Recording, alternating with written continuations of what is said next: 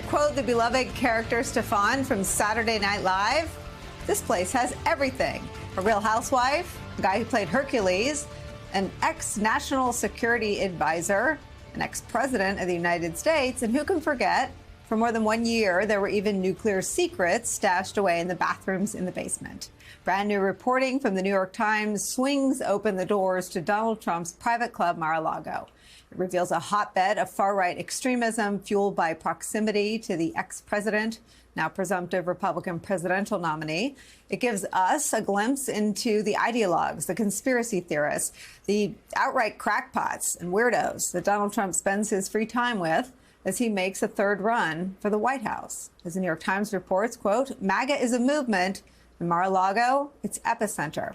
A look at who walks those gilded halls is another piece of the puzzle that helps us understand how grave and high the stakes are of November's presidential election.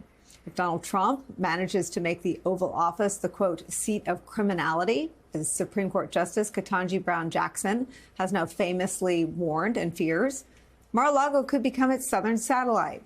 The Times reports that dozens of members of Congress have made the trip to Mar-a-Lago to kiss the ring. It includes, of course, the Speaker of the House, Mike Johnson. Times also reports this, quote, since Trump left office and as he has increasingly aligned with the extreme fringe of the Republican Party, photos posted on social media of people and events at Mar-a-Lago reflect that right-wing personalities have become more woven into the tapestry of the club. That includes, according to the Times report, quote, more than 24 speakers from the Reawaken America tour. That's a far-right Christian nationalist roadshow led in part by Mike Flynn. They have visited Mar-a-Lago since Trump left office. Dinesh D'Souza, a right-wing commentator turned right-wing filmmaker, has held premieres for at least 2 of his movies. One, quote, which promoted the lie that the 2020 election was stolen. The other, quote, alleged the high-level weaponization of the justice system against conservatives. New video from the Times reveals the kind of dangerous conspiracy theory-fueled rhetoric that is heard day in and day out at Mar-a-Lago. A fringe minority who hates this country, bringing communism to our shores. They destroy life and freedom and family. Radical, atheist, Marxists. These radical left lunatics want to interfere with our elections. They think they can continue to steal elections. The election that we all knew was stolen. If we don't have a fair election, right, then we don't have a country.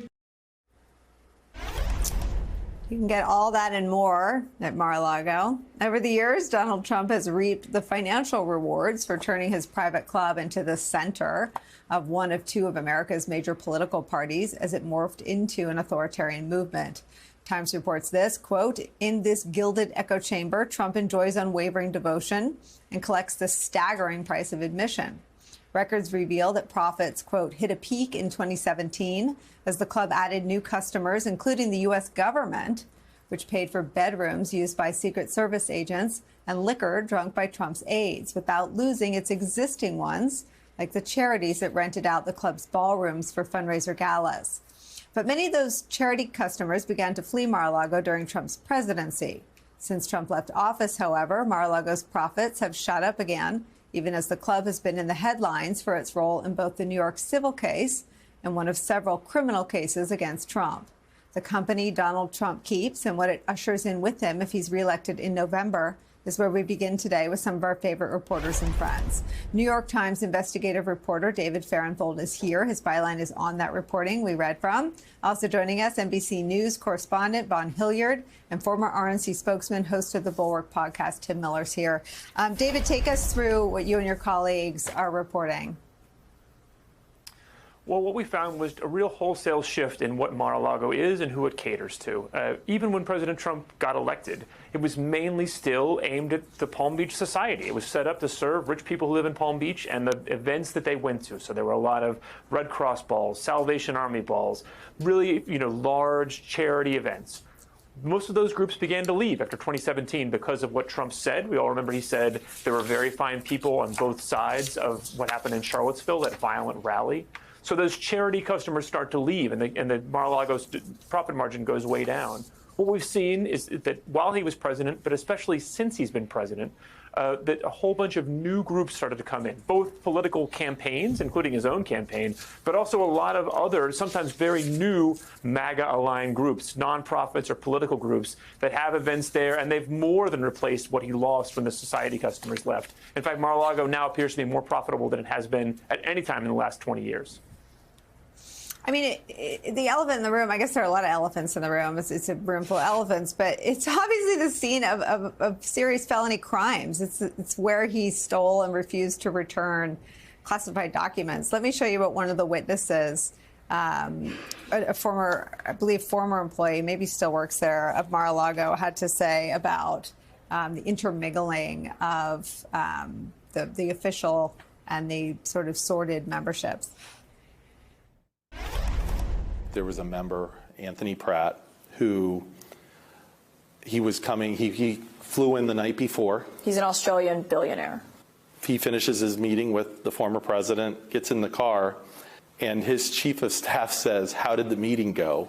Pratt, without saying, just says, "He told me, and it would be, U.S. military, classified information of what he told him about Russian submarines and U.S. submarines." And that's really all I remember hearing, and I went, what? I'm thinking this. I'm in the car, I'm like, did I just hear that? So it wasn't like, oh, the meeting went well, we talked about it. He went straight to the point. He told me that the U.S. subs and with the Russian subs and, something that would more than likely, in my mind, be classified. So it was clear to you that he was basically seeking access to Trump. Oh, absolutely, absolutely.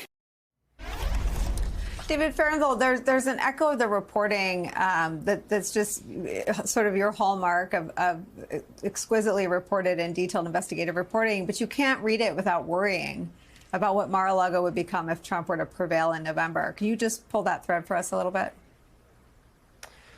Yeah, the Mar-a-Lago, the people that are there, and especially the people that are paying him, it's a specific brand of Republican politics. And it is now, what we would have described as the right fringe a few years ago, now moving closer to the mainstream. But the positions they hold are things like, January 6th was an inside job of the federal government. The 2020 election was stolen. Pizzagate, this conspiracy theory that pedophiles in the Democratic Party are killing children. All those things are real in this world. Obviously, they're in real life, they're all false. It's that kind of sort of apocalyptic, conspiratorial, and often just wrong reality that is sort of suffuses the place and that Trump lives in now and encourages them by taking their business, but also by showing up at their events and accepting their awards. So what he's done there is take this far right fringe, the people that are paying him there, and help them move to the center of the party, which is him, right? The center of the party is just physically him. So by bringing those people around him, he's given them access to power and a path to even greater influence if he wins in the fall. Von Hilliard, Trump is involved in a little bit of a two-step with Project 2025 not because he doesn't agree with everything they're for, but because he sees how polarizing and unpopular a lot of what they're for is. He can read a poll. He sees that he's got some political wind at his back right now, and he knows that Project 2025 is a vulnerability. Project 2025's leaders are intermingled in this fringe sort of cohort that Trump is one and the same with now. Can you just talk about this move to, the fringe seems to understate it to the extreme? Right. I think this is sort of the two ways that Donald Trump is trying to play this. In a lot of ways, he is not closing the door on anybody like a Michael Flynn or a Steve Bannon. The door is open as it has ever been to some of these right-wing figures who have made very more than questionable statements in the past. On the other hand, there is suddenly 4 months out from a presidential election, there are serious questions about the implications politically about some of the policies that some of these individuals have spoken out loud or written on paper that Donald Trump has now, by association, become affiliated with. And I think the interesting part about Project 2025 specifically, Nicole, is the fact that I was going through just this afternoon before joining you some old speeches of Donald Trump. And back in 2022, when folks were maybe not listening to every speech of his, I was going through one in April of 2022. And it was at a Heritage Foundation dinner down down in Florida, where Donald Trump was the keynote speaker. And he was talking about the Heritage Foundation, and this was his exact quote. Quote, "This is a great group, and they're going to lay the groundwork and detailed plans for exactly what our movement will do and what your movement will do when the American people give us a colossal mandate to save America, and that's coming."